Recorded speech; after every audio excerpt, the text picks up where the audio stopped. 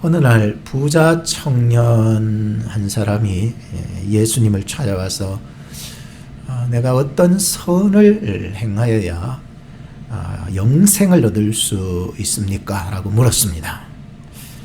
예수님은 계명을 지키라고 말씀하셨을 때에 그 부자 청년은 율법사이기 때문에 율법에 대해서 철저하게 지켰기 때문에 나는 다 지켰으니 또 뭐가 나에게 부족합니까? 라고 했습니다.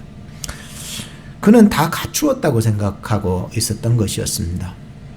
예수님이 보실 때에는 부족한 한 가지가 보였음에도 자기가 자기를 생각할 때에는 전혀 자기는 부족한 것이 없다라고 생각을 하고 있었던 것이었습니다. 그런데 그 자기 자신의 그 부족함을 잘 볼 수 있는 사람이 오늘날에도 과연 잘 있겠나라고 하는 생각도 저 나름대로 해보게 되었는데요. 예수님께서 가르쳐 주셨습니다. 네가 온전하고자 할진대 네가 가진 것들을 다 가난한 자들에게 주고 너는 나를 따르라 라고 말씀을 해주시고 가르쳐 주셨습니다. 이 부자 청년의 생각 속에는 그렇습니다. 물질은 물질이고 하나님은 하나님이다 라고 하는 이분법적인 생각을 가지고 있었던 것이었습니다. 물론 세상 사람들의 눈으로 보면은 딱딱 구분해서 그렇게 살아가는 모습이 참 똑똑해 보이는 것 같아 보여도 하나님이 보실 때에는 항상 너 참 어리석다. 왜냐하면 네 것 내 것 가릴 게 아니라 네 것도 내 것인데 어떻게 니는 네 거는 네 거고 내 거는 내 거다라고 그렇게 얘기를 하냐. 너는 참 어리석다라고 하는 것입니다. 자신이 몰래 감추고 있던 그 물질을 하나님보다 더 소중하게 여기며 살아갔던 자기 자신의 모습을 보지를 못했던 것이었습니다. 예수님의 말씀에 그는 결국 가진 것을 다 가난한 자들에게 주고 나를 따르라는 그 예수님의 가르침에 결국은 뒤로 숨겨놓고 감추어두었고 소유했던 그것 뭡니까? 재물 때문에 근심하며 예수님을 따르지 못하고 집으로 돌아가게 되었습니다. 저는 오늘 십계명을 통하여서 참 죄를 깨닫고 예수 그리스도를 만나서 영생을 얻을 수 있어야 한다라고 하는 내용을 가지고 계속 설교를 해나갈 것입니다.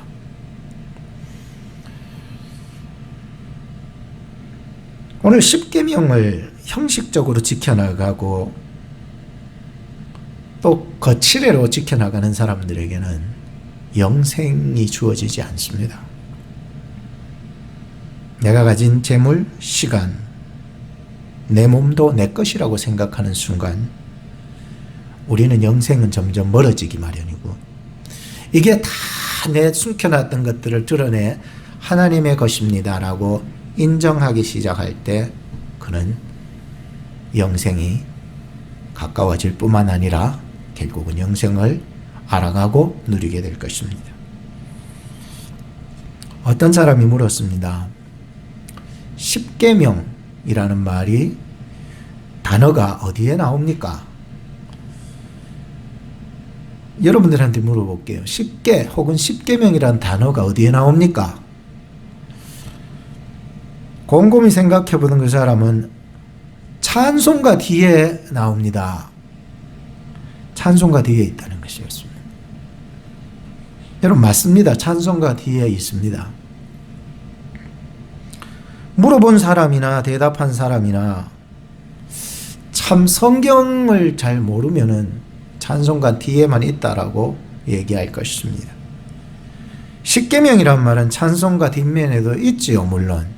그렇지만 성경에도 3번 정확하게 기록하고 있으니 한 번은 출애굽기 34장 28절에 여호와께서 언약의 말씀 곧 십계를 그 판들에 기록하셨더라. 신명기서 4장 13절에 여호와께서 그 언약을 너희에게 반포하시고 너희로 지키라 명하셨으니 곧 십계명이며 두 돌판에 친히 쓰신 것이라.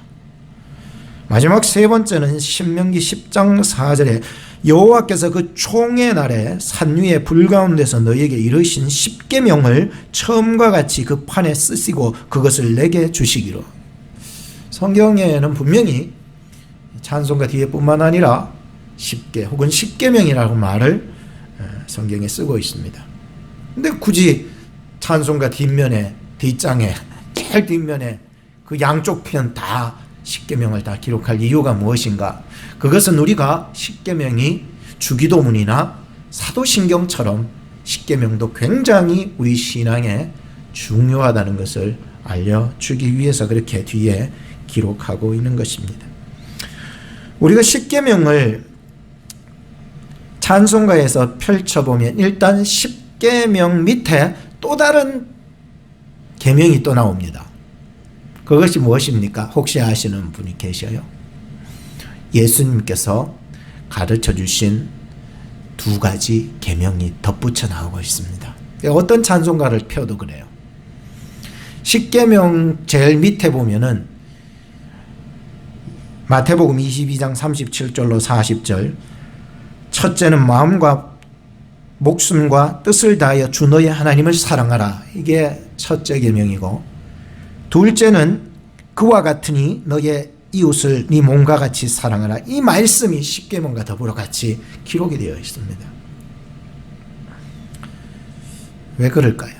저도 곰곰이 한번 생각해보고, 이 십계명이라는 말씀들이 예수님의 두 계명으로 축소해 있는 것도 깨닫게 되었습니다.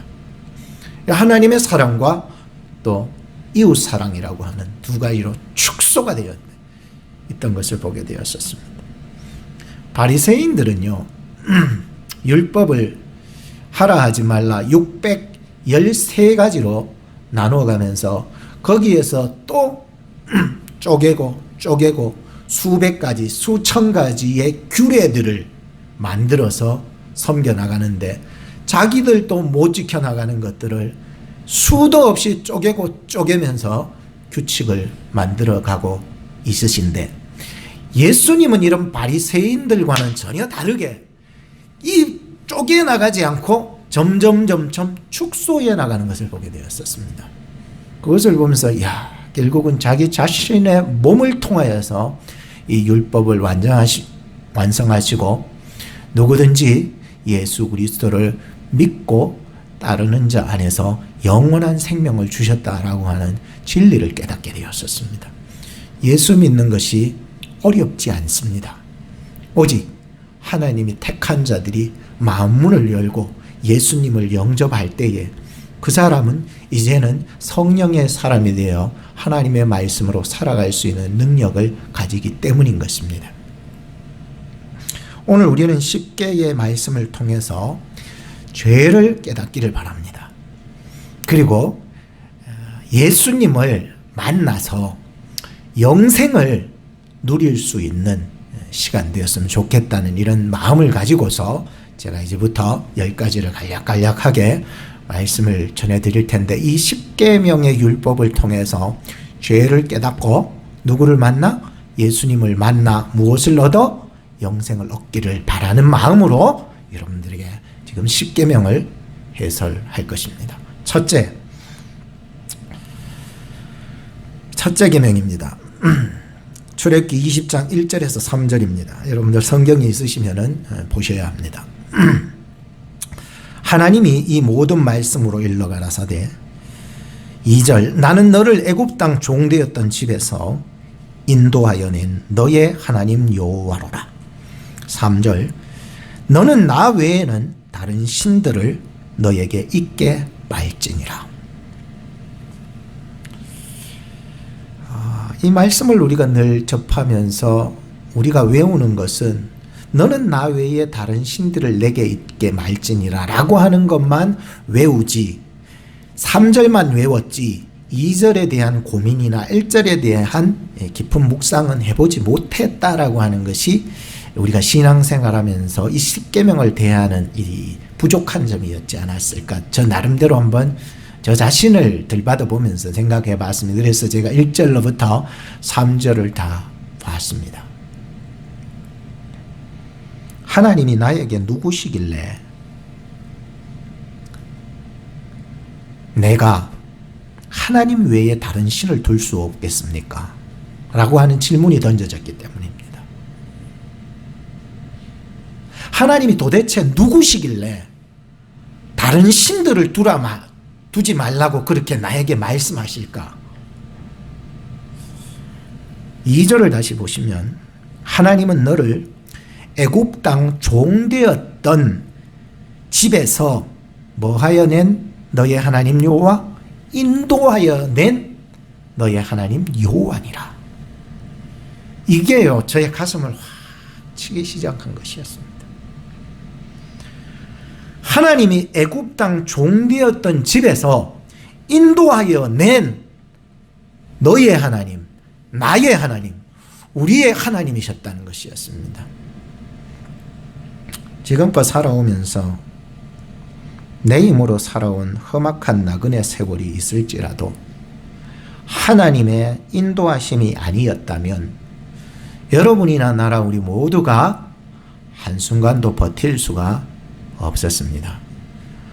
하나님의 인도하심이 예전에도 있었지만 앞으로도 있을 것을 믿지만 지금 현재 나를 인도해 나가시는 그 하나님이 계시기 때문에 다른 신들을 내게 둘 이유가 전혀 없는 것이었습니다.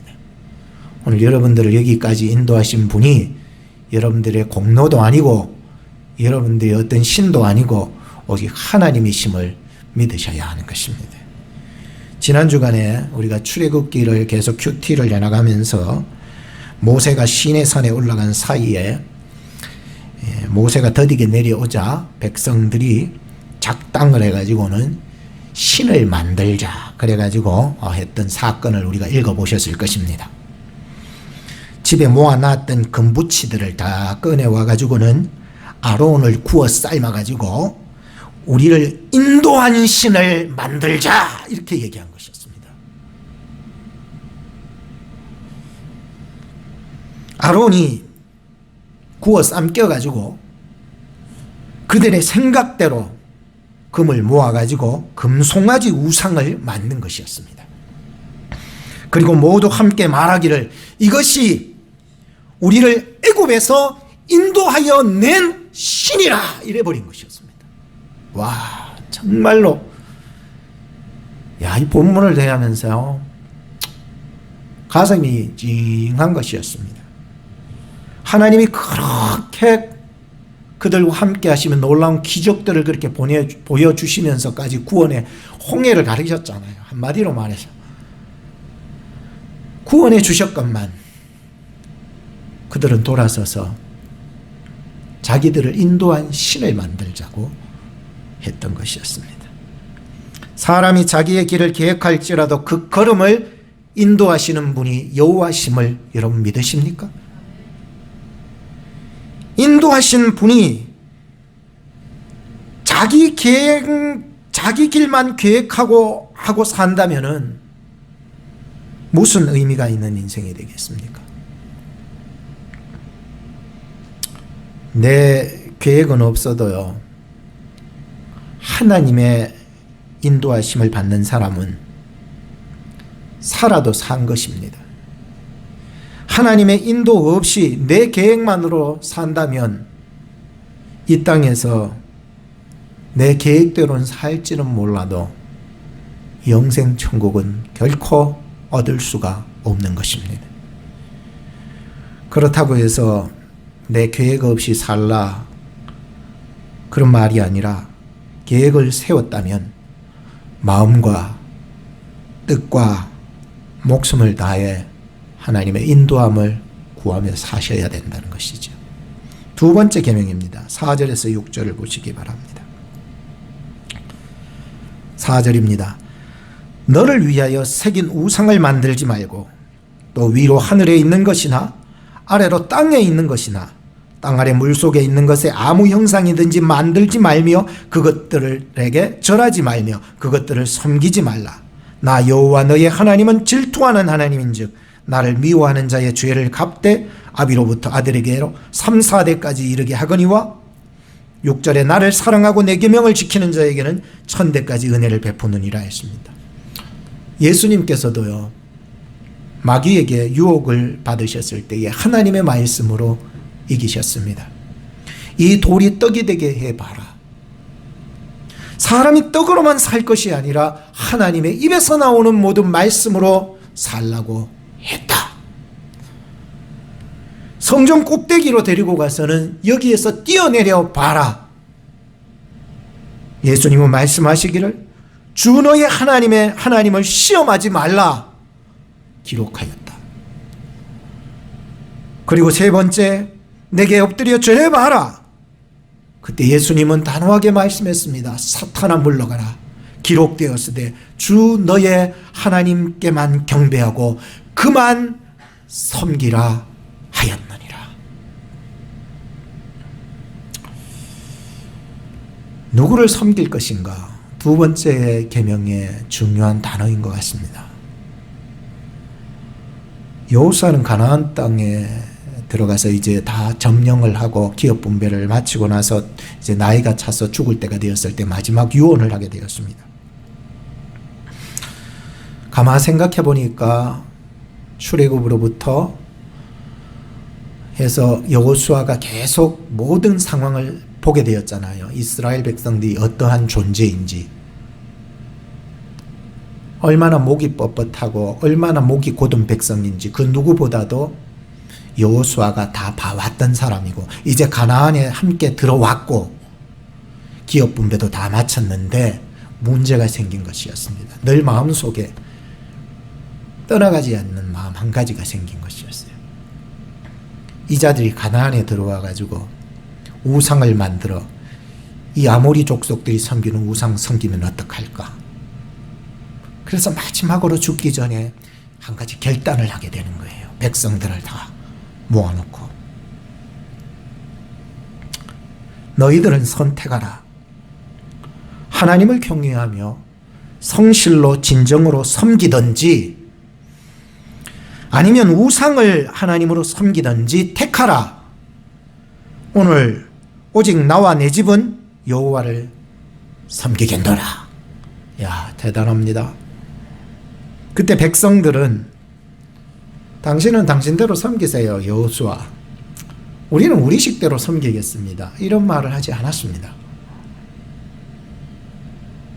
백성들은 이렇게 말합니다. 우리를 종되었던 집에서 인도하신 분도 하나님이시고 이 땅으로 인도하신 분도 하나님이시니 이 땅에서 우리도 하나님만을 섬기겠습니다 라고 여호수아와 같은 고백을 하게 되었습니다. 그러자 여호수아가 말하기를 여호와는 질투하는 하나님인즉 너희가 만일 하나님을 등지고 이방신을 섬긴다면 하나님은 반드시 너희를 멸절하시리라. 백성들은 그때 결단합니다. 아닙니다, 여호수아. 절대로 그런 일 없습니다. 우리도 여호와만 섬기겠습니다. 결단했습니다. 여러분, 거기에서 함께 다 이제 가나안에 정착해서 이제 살기 시작할 그때, 여호수아 마지막 유언을 남길 그때 여호와만 섬기기로 작정을 했던 것이었습니다.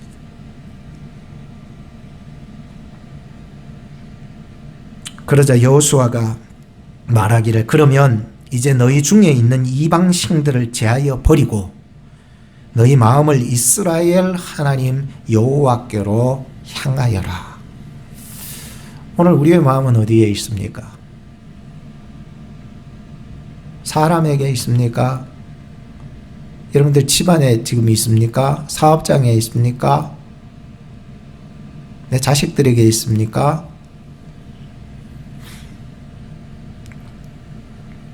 하나님이 어떤 하나님요? 질투하는 하나님이네요.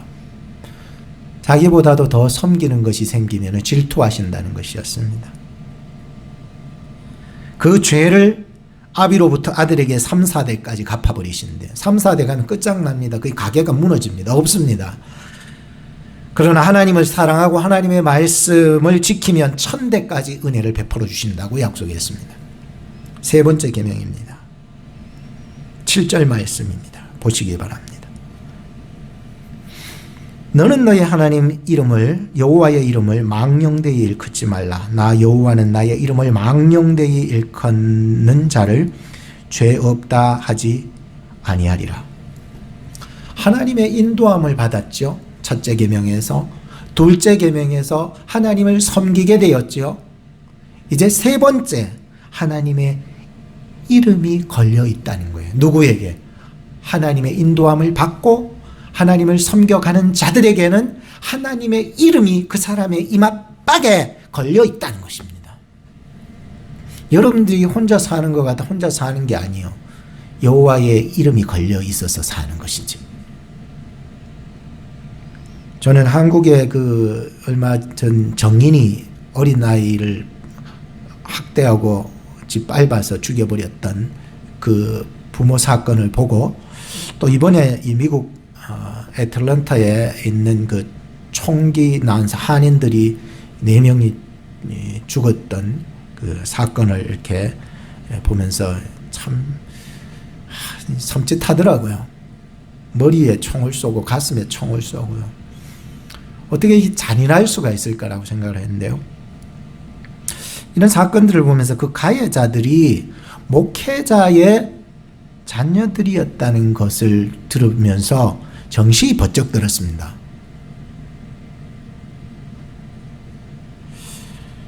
내 새끼들이, 내 자식들이 세상에 나가서 저런다면 사람들, 세상, 열방을 통하여서 저 목사 놈의 새끼 자식들이 왜 저 모양으로 사냐라고 아버지인 저를 또한 욕하기 때문이라는 거예요. 매 마찬가지지 않겠습니까? 오늘 하나님의 이름을 걸고 하나님의 인도함을 받고 하나님을 섬긴다라고 하는 하나님의 백성이 하나님의 그 이름을 이마빼기에 새기고 살아가는 이 하나님의 백성들이 세상 속에서 살아나갈 때에 결코 나 혼자의 이름이 더럽혀지는 것이 아니라 여호와의 이름이 함께 그 사람과 함께 더럽혀지고 있다라고 하는 것을 알아야 된다는 것이죠.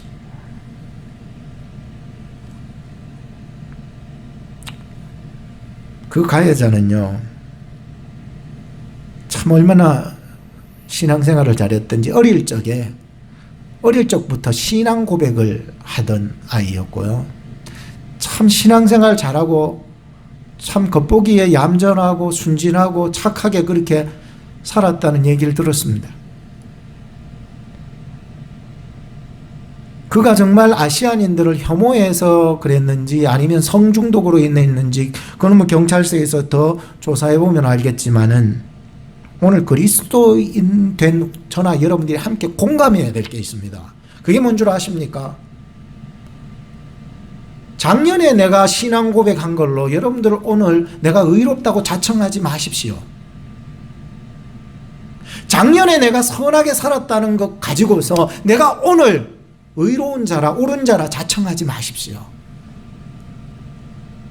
중요한 것은 작년이 아니라 원래 내가 정말 하나님을 그 믿음의 신앙 고백을 오늘도 하고 있느냐는 문제죠.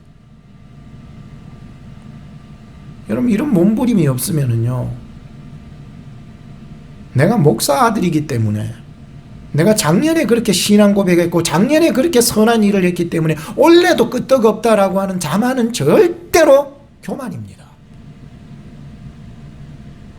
하나님 앞에 내려놓고 내가 올해, 내가 오늘, 내가 이번 달, 지금 이 순간 하나님 앞에 나의 신앙 고백을 하고 있어야 된다는 것입니다. 이것이 성실이요, 이것이 진정이고, 이것이 전심이고, 이것이 하나님 앞에 부끄럽지 아니하는 나의 신앙 고백이 될 때에 그 사람 무너지지 않습니다. 마귀의 계계가요, 네가 목사 아들이기 때문에 아닙니다. 여러분, 네가 작년에 신앙 고백이 있기 때문에, 네가 선한 일 했기 때문에 너를 지금 든든히 세워주는 게 아닙니다. 오늘 지금 이 순간, 오늘 여러분들이나 저나 이 순간 하나님의 말씀을 대하는 이 순간 하나님 앞에 거꾸러져야 되는 것이죠. 오늘 매일 매 순간 하나님 앞에서 나의 신앙 고백이 확인되어지지 않으면 나는 바리새인이나 똑같은 것이죠. 주여, 오늘 이 예배 시간을 통해서 하나님 말씀 듣겠나이다. 제가 잘 아는 십계명이지만 그럼에도 또 말씀하실 때에 그 말씀이 하나님이 나에게 주신 오늘 말씀이라고 겸허하게 나 자신을 내리시고, 나는 죄인이라 내리시고, 나는 부족하다 내리시고 하나님의 은혜를 구하시기 바랍니다. 그 사람 은혜 주시는 거예요. 에서는요, 팥죽 한 그릇에 장자의 명분을 팔아버린 아주 망령된 행실을 일컬었다고 얘기하잖아요. 나는 이미 하나님 앞에 먼저 태어났다는 거예요. 먼저 태어났기 때문에, 장자이기 때문에 당연히 내가 어떤 행동을 한다 할지라도 나는 당연히 기업을 받는다라고 생각했습니다. 그래서 그저 동생이 얘기하는 거 그냥 스쳐 듣고는 그냥 그 얘기에 그냥 배고픈 팥죽 한 그릇, 자기 장자의 명분을 팔아버린 것이었습니다. 장자의 명분을 팔아버리는 동시에 그의 받을 기업도 팔려버린 것이죠. 히브리서 12장 16절 17절에 이렇게 얘기합니다. 한 그릇 식물을 위해서 장자의 명분을 판 에서와 같이 망령된 자가 있을까 두려워하라. 너희의 안한 바와 같이 저가 그 후에 축복을 기업으로 받으려고 눈물을 흘리며 구하되 버린 바가 되어 회개할 기회를 얻지 못하였느니라. 오늘 이 시간 지금 여러분들이 하나님 앞에 말씀을 듣고 십계명의 말씀을 듣고 하나님, 내가 죄인입니다, 엎드리고 내가 정말로 이런 자였습니까? 라고 엎드리며 주님 앞에 깨닫는 시간이 되어야 돼요. 저와 여러분들의 하나님의 이름의 명패가 이마박에 새겨져 있다 했겠네요. 내가 하는 행동이 하나님의 이름과 연관이 없는 게 아니라, 이분법이 아니라 하나님의 영광으로 살아가는 백성으로 이마빼기에 새겨준 게, 너는 내 것이라. 믿습니까? 너 내 것이래요. 네가 어디를 가든지, 어디에 앉아있든지, 어디에 머물러 있든지 너는 내 것이라고 이마빼기에 새겨있기 때문에 네가 하는 말과 네가 하는 행동 모든 거지가 내 영광에, 내 이름에 먹칠은 하지 말아야 되지. 네 번째 계명입니다. 8절에서 11절입니다. 보십시오. 안식일을 기억하여 거룩히 지키라.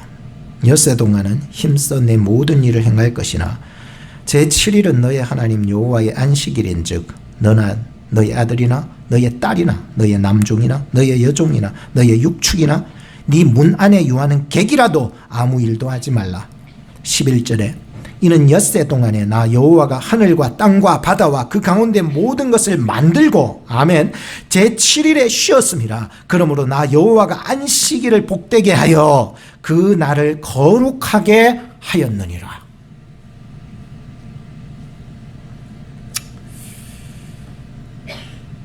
여러분이나 나나 제7일이라는 말에 너무 얽매이지 말았으면 좋겠어요. 그렇다고 제가 숫자를 무시하라는 얘기는 아닙니다.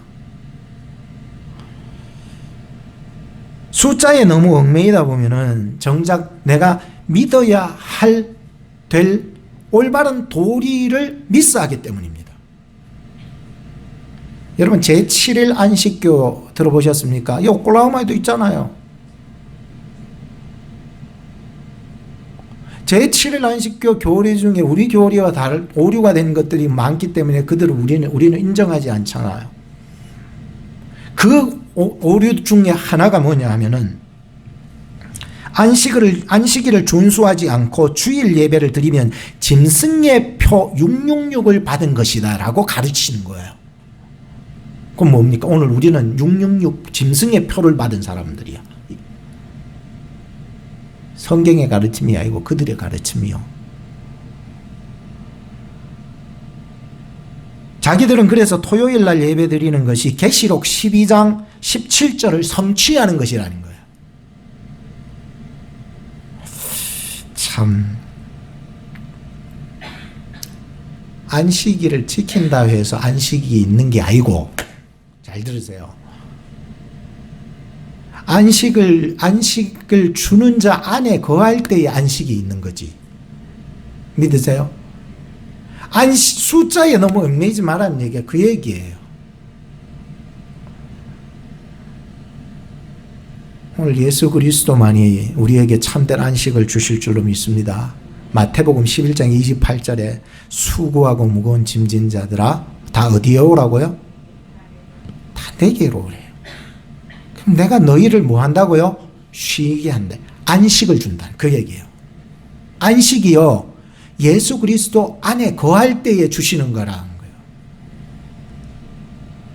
그리고 마태복음 11장 28절에 그렇게 얘기하고 바로 12장으로 넘어가잖아요. 넘어갈 때 12장에서 이런 이야기가 나옵니다. 예수님께서 제자들과 함께 밀밭 사이를 지날 때 제자들이 배가 고파가지고 이삭을 잘라서 비벼 먹은 그 사건이 일어날 때 바리새인들이 그걸 보면서 야, 너의 제자들은 안식일을 범했다 이래버린 거예요. 바리새파들이. 그때 예수님이 이 한 가지 예화를 들어주셨어요. 다윗의 예화인데, 다윗도 배고팠을 때 성전 안에서 제사장이 주는 진설병, 떡상에 올렸다가 물려낸 진설병을 받아서 다윗도 먹지 않았느냐. 이것이 율법이 죄라라고 증거하지 않는데 나는 성전보다 큰 자이라. 하나님께서는 자비를 원하시지 제사를 원하시지 않으신다라고 하는 것을 너희가 읽어보지 못하였느냐. 인자는, 즉 자기는, 인자는 안식일에 뭐라고요? 주인이라는 거예요. 안식일을 지킨다는 것으로 구원받는 것이 아닙니다.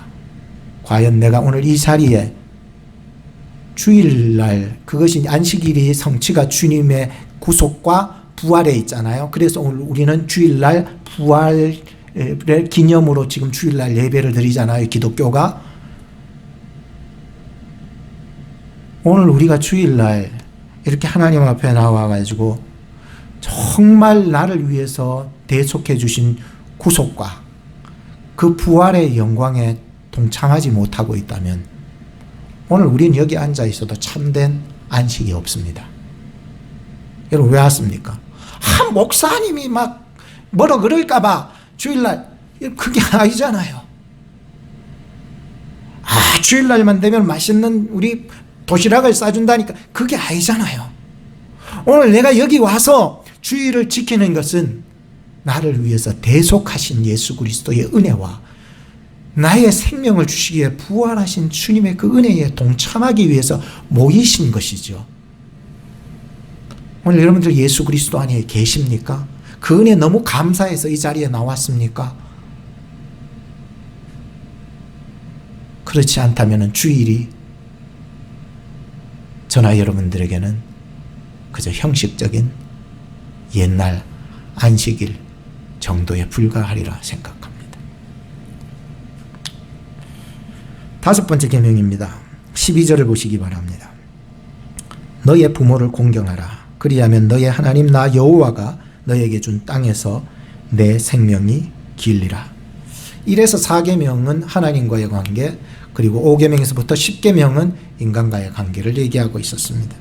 지금도 생각하면 저희 부모님들이 절에 이름을 올려놓고 무당 불러가지고 어려운 일이 있으면은 막 구슬하면서 제사 지내고 무당 불러가지고 막 춤추고 했는데 제가 신학을 하겠다고 결심을 하게 되었을 때에 저희 어머니께서 교회에 발을 디디기 시작했어요. 먼저 믿은 게 아니라 저 막내 녀석 신학한다니 나도 가만히 있을 수 없다라고 해서 그냥 아들 녀석 신학하는 거 봐서 교회에 발을 디뎠던 거죠. 아버지는 끝까지 안 믿으시려 그러다가 나중에 중풍 드셔가지고는 하나님의 강권적인 은혜로 말미암아 돌아오게 되었었는데요. 참 지금 돌아보면 너무 감사합니다. 이 땅의 사람은 아니지만 살아생전에 예수 그리스도를 어떻게 해서든지 나 때문에라도 믿고 혹은 아버지는 중풍 때문에라도 믿고 교회에 발을 디딘 게 너무 감사합니다.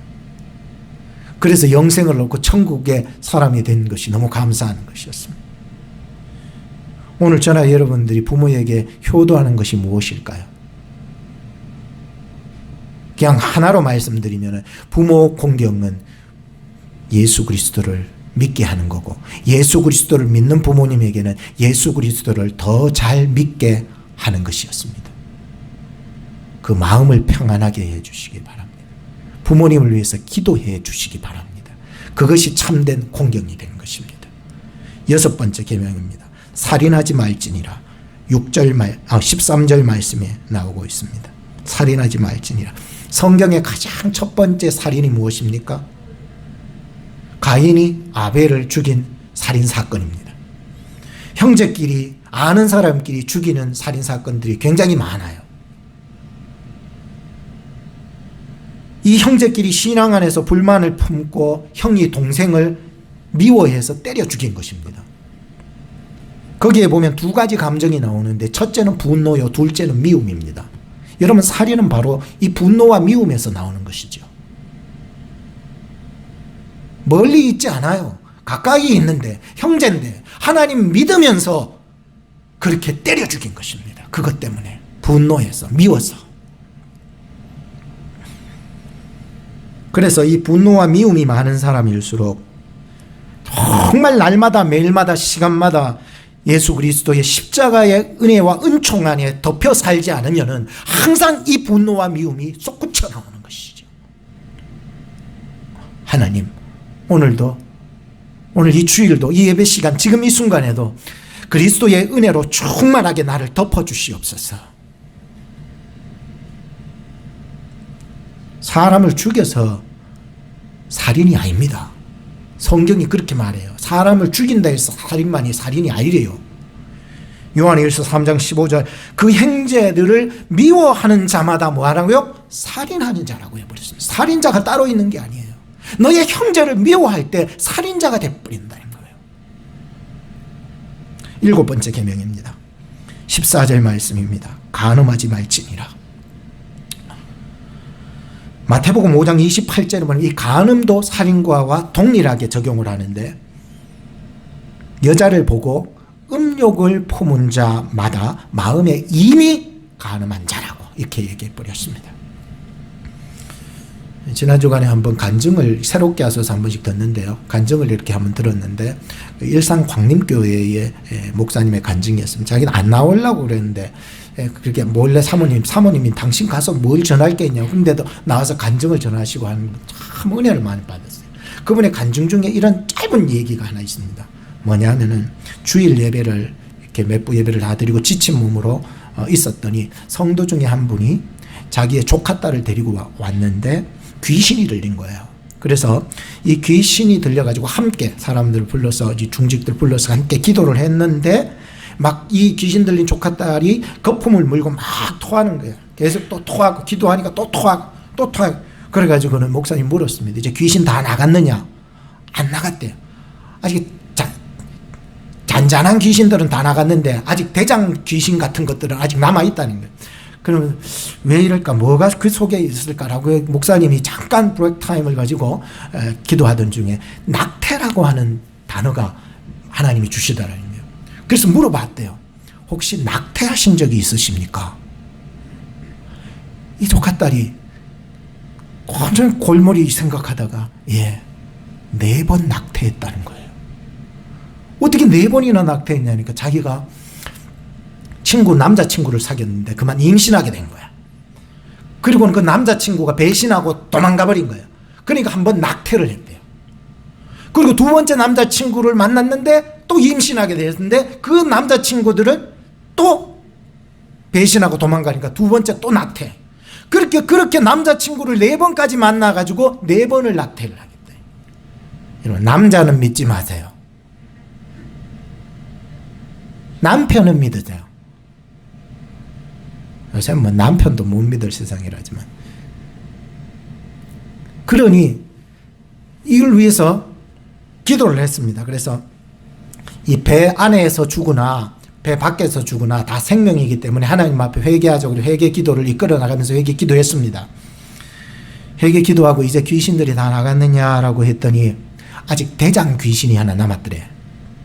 아직 대장 귀신, 진짜 대장 귀신이 하나 남았더래. 뭘까? 목사님이 잠시 또 브레이크 타임을 가지고 기도를 했더니 이번에는 하나님께서 주신 단어가 있더래. 뭐냐? 용서래요. 아, 당신 지금 용서하지 못하는 것 때문에 지금 마지막까지 그 속에서 있다. 너 스쳐 지나갔던 내 사람 그 용서했느냐 하니까 용서했대요. 나는 그 사람들 안 믿대요. 자기 임신시키고 배신하고 도망간 그 남자들이 안 믿대요. 용서 다 했대요. 그게 뭘까? 라고 하면서 목사님이 다시 물었어요. 그러면은 정말로 미운 놈이 누구냐고 했더니 이 조카 딸 여자가 하는 말이, 내가 제일 미워하는 것은 그 내 사람 남자친구가 아니라 내 자신이 미워 죽겠다는 거예요. 제가 그 얘기를 듣고요, 깜짝 놀랐습니다. 오늘 우리가요, 정말 용서하지 못하는 한 가지가 있다면 남이 아니라 내 자신이 아니었을까요? 그리고는요, 목사님이 그 조카 딸을 붙잡고 예수 그리스도를 영접 기도하고 그 속에 있는 모든 더러운 것들을 치유하자고 이렇게 얘기를 합니다. 그때 이 여자가 말합니다.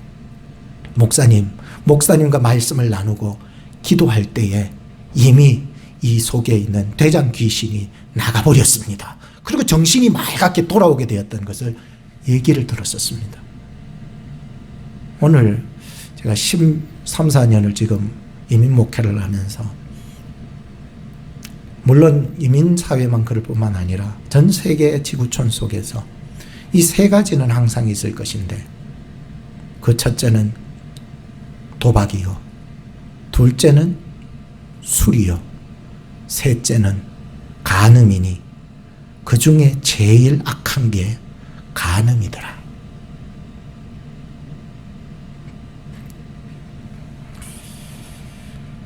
여덟 번째 계명, 도적질 하지 말지니라. 20장 15절 말씀에 얘기하고 있습니다. 구약율법으로 보면은요, 철저하게 도적질 당한 만큼 갚아야 됩니다. 이게 구약율법의 얘기입니다. 이에는 이, 눈에는 눈, 소를 훔쳐가면은 반드시 그만큼 더 이상을 갚아야 되는데, 출애굽기 22장 1절에 보면 소 한 마리를 도둑질했으면 소 5마리를 갚아야 된다. 하나님이 말씀하셨습니다. 만약에 소를 잡아 먹어버렸다면, 그래서 갚을 능력이 없으면 네 몸을 팔아서라도 갚아야 된다. 이게 구약의 율법의 말씀입니다. 도둑질했냐?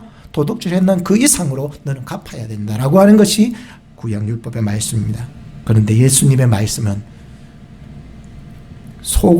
누가 와서 네 속옷을 가지고 가면 겉옷까지 벗어져 주래요. 누가 와가지고 네 오른쪽 뺨을 때리거든 왼쪽 뺨까지 들이밀으라는 거야. 이 말씀들을 계속 보면서 과연 내가 이렇게 살아갈 수 있을까? 율법은 이웃을 사랑하고 원수는 미워하라, 이웃은 사랑하고 원수는 미워하라 라고 얘기를 하고 있는데, 예수님께서는 원수를 사랑하고 핍박하는 자를 위하여서 기도하라 그래 버린 거예요.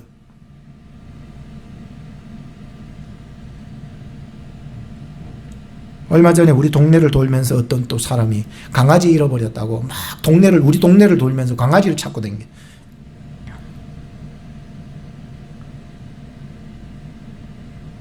오늘도 우리가 살아가면서 참 잃어버리는 것들이 얼마나 많습니까?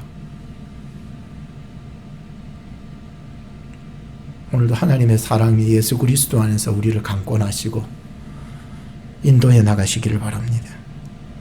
세상이 험액할수록요, 우리 것 많이 뺏어갑니다. 세상 시간이요, 우리 시간을 다 뺏어갑니다. 세상 물질이요, 하나님께 드릴 물질을 다 뺏어갑니다. 도둑질이 따로 있습니까? 하나님의 것을 내 거라고 챙길 때 도둑질이죠. 9번째 계명입니다. 내 이웃에 대하여 거짓 증거하지 말지니라. 16절 말씀에 얘기하고 있습니다. 거짓말 한다는 것은 그리스도인으로 간 떨려서 못할 지경입니다. 그죠? 여러분이나 저나 거짓말 한번 하려 그러면, 부인한테도 거짓말 한번 하려 그러면 부인이 그러면 눈 똑바로 보고 얘기해! 그러면은 그 간이 떨려가지고, 부인한테도 그렇게 간이 떨려서 거짓말 못하는데, 에? 부인보다 더 높으신 하나님 앞에서 거짓말하며 산다는 것이 얼마나 무서운 짓인지 모르고 살아가는 사람들이 얼마나 많습니까? 남의 눈 속이고 죄를 저지르는 사람 세상에 많습니다. 거짓의 영이라고 하는 이것은요, 창세 때부터 나와요. 거짓의 영은요, 거짓으로 하와를 꼬드겨 가지고 하나님과의 관계를 단절시켜 버립니다. 사람 관계도 그렇잖아요. 잘 사귀던 그런 관계가요, 왜 거리가 멀어지잖아요. 우리 집에 잘 오던 사람이 거리가 멀어지잖아요. 거짓이 들어가면 돼요. 사단의 그 가장 큰 무기가 거짓 아닙니까? 거짓의 영.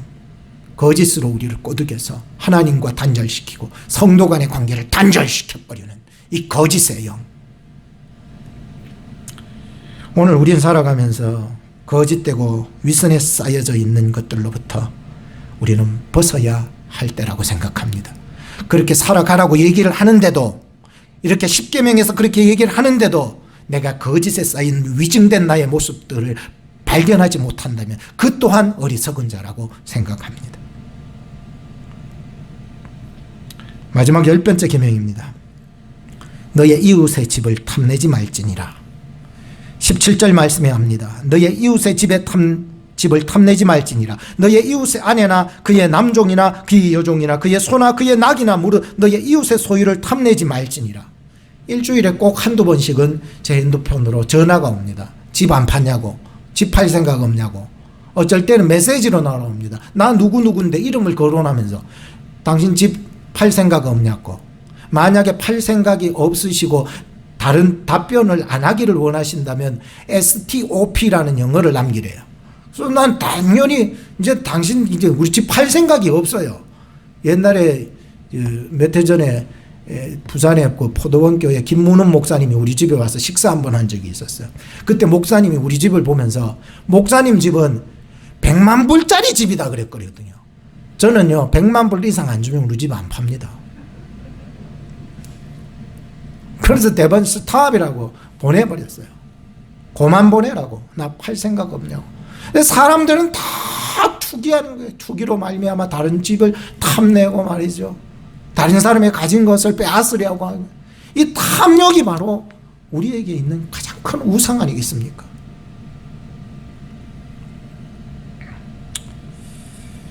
결론을 짓겠습니다. 마태복음 22장 37절로부터 40절 말씀 한번 더 봉독하고 마치겠습니다. 예수께서 가라사대 네 마음을 다하고 목숨을 다하고 뜻을 다하여 주 너의 하나님을 사랑하라 하셨으니 이것이 크고 첫째 되는 계명이요 둘째는 그와 같으니 내 이웃을 내 몸과 같이 사랑하라 하셨으니 이 두 계명이 온 율법과 선지자의 강령이니라. 우리가 율법을 지킬 수 있는 것은 나의 공로나 나의 의로운 것으로 되는 것이 아닙니다. 오직 예수 그리스도의 구속하신 은혜로만이 우리가 이 하나님의 말씀을 지켜나갈 수 있는 것입니다. 하나님을 전심으로 사랑하는 것도, 이웃을 전심으로 사랑하는 것도 오직 예수 그리스도의 십자가의 사랑 없이는 불가능한 일인 것입니다. 그러므로 오늘 저나 여러분들이 이 한 주간을 살아가시면서 예수님의 이 십자가의 사랑이 저나 여러분들에게 충만하게 여러분들의 삶을, 여러분들의 인생과 생각의 마음을 덮어나가시기를 주의 이름으로 축복합니다. 기도하겠습니다. 하나님의 사랑에 감사드립니다.